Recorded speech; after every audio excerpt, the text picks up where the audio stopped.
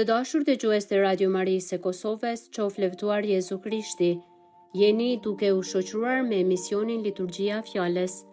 Ju ftojmë në vazhdim të ndiqni leximet të Meshës së Shenjtë të së dielës së 6 gjatë kohës së Pashkëve, cikli A.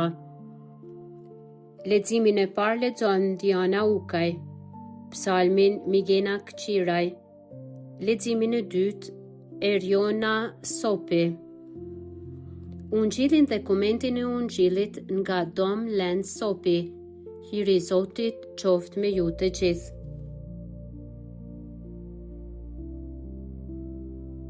Lexim prej Veprave të Apostujve. Në ato ditë, Filipi zbriti në një qytet të Samarisë dhe filloi të predikojë Mesin. Turmat u avin në veshin me kujdes mësimeve të Filipit, sepse i dëgjonin dhe i shikonin shenjat e mrekullueshme që bënte. E një mend, prej shumë të djallosurish, dilin shpirtrat e ndyrë duke bërtitur me zë të madh. Shëroheshin shumë të paralizuar e të qalë, dhe u bë gëzim i madh në atë qytet. Kur apostujt dëgjuan në Jeruzalem se Samaria kishte pranuar fjalën e hyjit, i dërguan atje Pjetrin e Gjonin. Këta zbritën atje, u lutën për ta që ta merrnin shpirtin shenjtë, sepse ende nuk ishte zbritur mbi asnjërin ndër ta. Ata vetëm ishin pagzuar në emër të Jezusit Zot.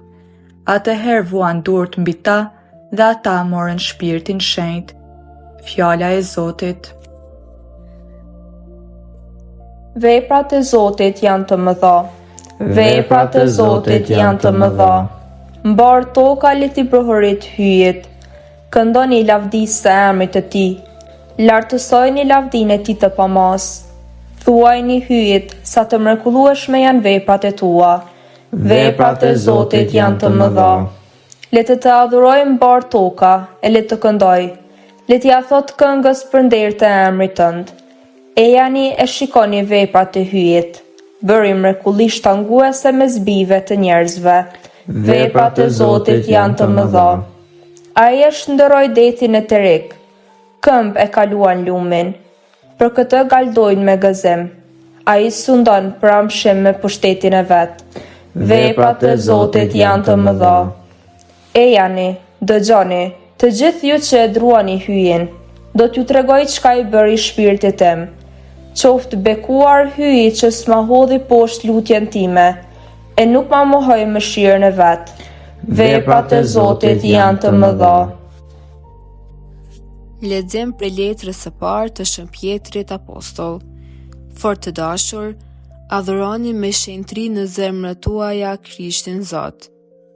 Jeni gjithmonë të gatshëm që t'i jepni përgjigje gjithë secilit që për jush kërkon arsye në shpresës që është në ju, por me butësi dhe nderim të duhur, me ndërgjegje të mirë, në mënyrë që ata që flasin keq për jetën tuaj në Krishtin, shihin atë pikë në të cilën juve ju shpifin të mbesin të turpruar. Për një mend është më mirë të hiqni keq, nëse është vullnesa e hyjet, duke bërë mirë se duke bërë keq. E një mend edhe Krishti njëherë vdiq për mëkatet tona, i drejti për të padrejtët, që t'ju shpjente të hyje, një mend i vrarë në trup, por i ngjallur me anë të shpirtit. Fjala e Zotit. Alleluja. Nëse ndokush me do, ai do ta mbaj fjalën, thot Zoti. Ati im do ta duaj e tek ai do të banojmë. Alleluja. Lexim i Ungjillit shenjtë sipas Gjonit. Në atë kohë, Jezus ju tha nxënësve të vet: Nëse më doni, do t'i mbani urdhrimet e mia. Edhe unë do t'i lutem Atit, dhe ai do t'ju jap një mbrojtës tjetër, që të jetë me ju për gjithmonë. Shpirtin e së vërtetës që bota s'mund ta marrë, sepse nuk e sheh as nuk e njeh. Ju e njehni, sepse ai banon në ju, e është në ju. Nuk do t'ju lë bënjak, do të vi tek ju. Edhe pak kohë e bota nuk do të më shoh më, ndërsa ju do të më shihni, sepse unë jetoj edhe ju do të jetoni. Atë ditë do ta kuptoni se unë jam në Atin tim, ju në mua e unë në ju. Kush i ka urdhrimet e mia dhe i mban, ai më do. Dhe atë që më do mua, do ta doj edhe Ati im, edhe unë do ta dua dhe do t'i ndiftohem. Fjala e Zotit. Të dashur dëgjues të Radio Marijës, të dashur vëllezër dhe motra. Paraskend nuk është e lehtë kur përballemi me të panjohurën, me frikën, me pasigurinë që shpesh hyn në zemrat tona. Pikërisht në një gjendje të tillë ndodheshin edhe apostujt kur Jezusi filloi t'ju shpalos të vërtetën para se të largohet prej tyre, para se të ngjitej në qiell. Ai që njeh mirë brishësinë e tyre, ai që di anktin dhe pasigurinë e tyre, që mbajnë zemër, më për këtë u a jep një premtim dhe ngushëllim të madh duke u thënë: nuk do t'ju la jetim. Të fjalë nuk janë shpresë dhënëse vetëm për apostujt, por edhe për secilin prej nesh, sepse edhe ne në shumë momente të jetës ndihemi si jetim, të vetëm, të pambrojtur, të hutuar prej problemeve përballë sfidave të jetës. Por Jezusi na siguron se nuk jemi vetëm. Ai na premton shpirtin e shenjtë, ngushëlluesin, mbrojtësin, shpirtin e së vërtetës, që të na udhëheq, na ruaj dhe të na jep forcë. Dëshmi të këtij premtimi e kemi në leximin e parë, ku dëgjojmë se ky premtim bëhet realitet. Në Samari zbret shpirti i shenjtë dhe lind një gëzim i madh. Ky shpirt bën që njerëzit të ndryshojnë, të shërohen, të çlirohen, të paksohen. Pse? Sepse aty ka shpirti i Zotit, aty ka jetë, aty ka gëzim, aty ka shpresë.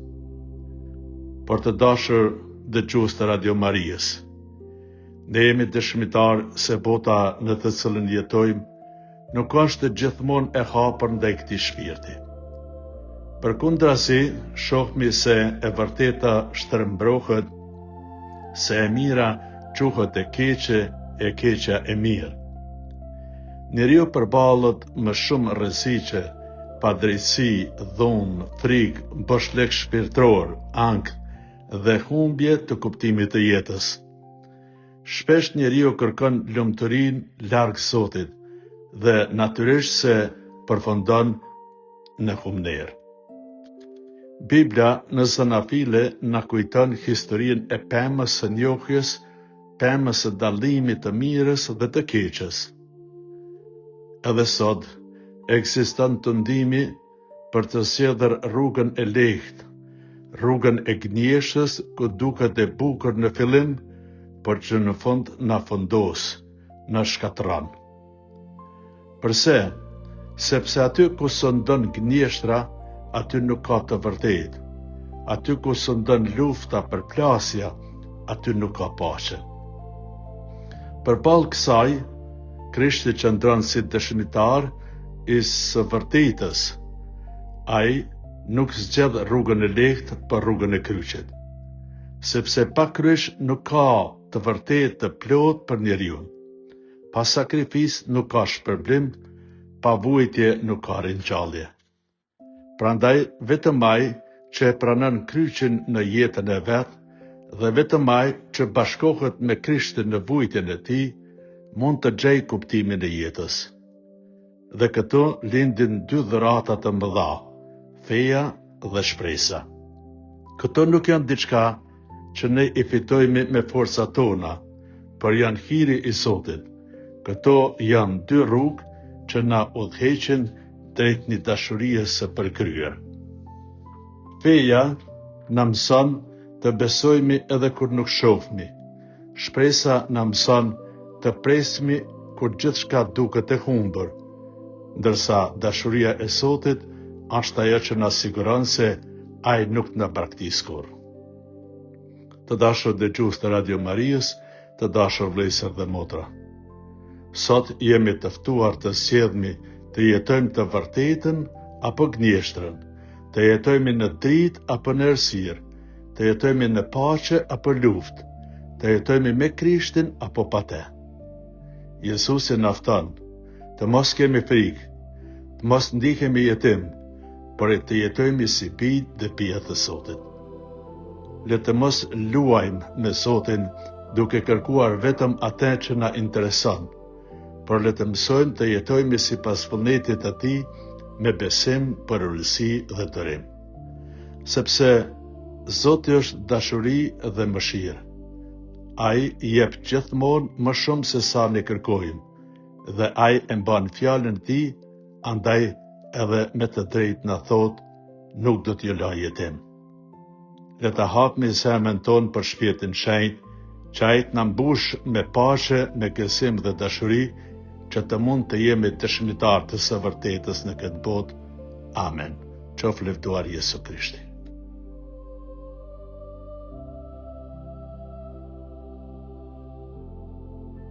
Të dashur dëgjues të Radio Marisë së Kosovës, patet mundësi të dëgjoni liturgjinë e fjalës, leximet e së dielës së 6 të kohës së Pashkëve, cikli A.